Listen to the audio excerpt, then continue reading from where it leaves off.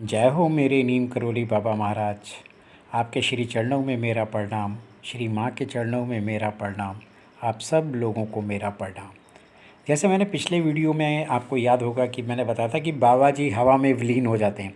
बाबा जी की लीला है, बाबा जी जिससे मिलना चाहते हैं मिल लेते हैं, मतलब जितना मर्जी डिस्टेंस हो, लाखों किलोमीटर दूर हो, बाबा जी वहाँ पे जाके दर्शन दे देते हैं। और जिनसे ना मिलना हो तो बाबा जी चाहे उनके थोड़ी ही पास हो, बाबा जी उनको दिखाई भी नहीं देते।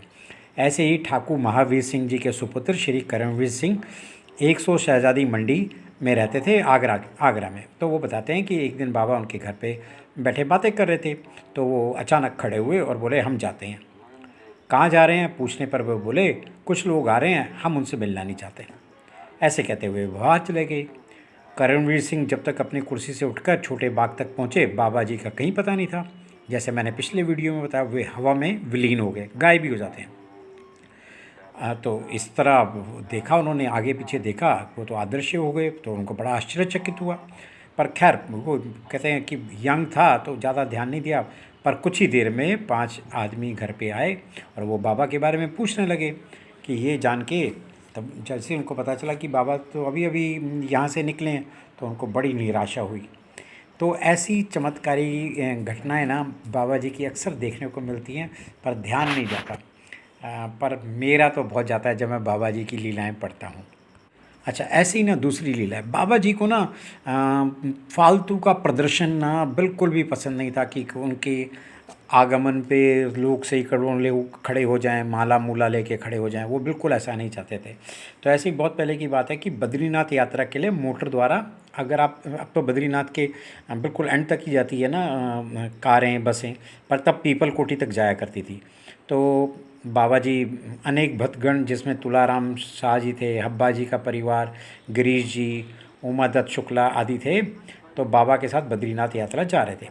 काली कमली धर्मशाला के मैनेजर श्री नोटियाल साहब को इस संबंध में पहले सूचना भेज चुके थे और उन्होंने देव दर्शन नामक स्थान पे बाबा जी के भव्य स्वागत की तैयारी कर रखी थी।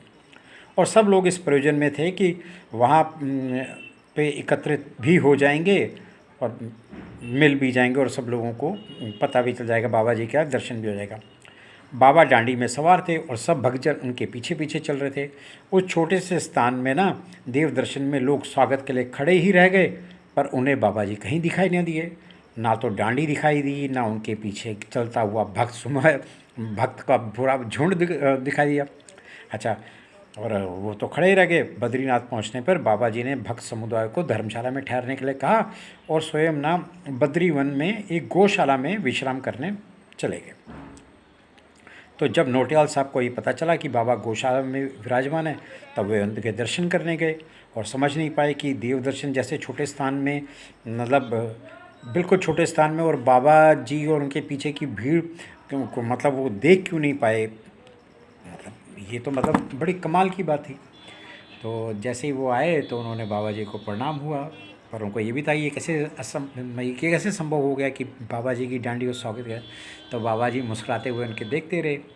और वही बात है, जैसे मैंने बताया था कि बाबा जी अपना स्वागत नहीं चाहते तो नहीं चाहते, उनको इन चीज़ों से बहुत परहेज़ था। जैसे आजकल सो कॉल्ड होते हैं ना, जिनको बॉडीगार्ड्स और ये सब चाहिए होते हैं, तो मेरे बाबा जी हनुमान जी के स्वरूप हैं, उनको किसी चीज़ की ज़रूरत नहीं है। हाँ, हम सबको बाबा जी की ज़रूरत है। बाबा जी के श्री चरणों में मेरा प्रणाम, श्री माँ के चरणों में मेरा प्रणाम, आप सब लोगों को मेरा प्रणाम।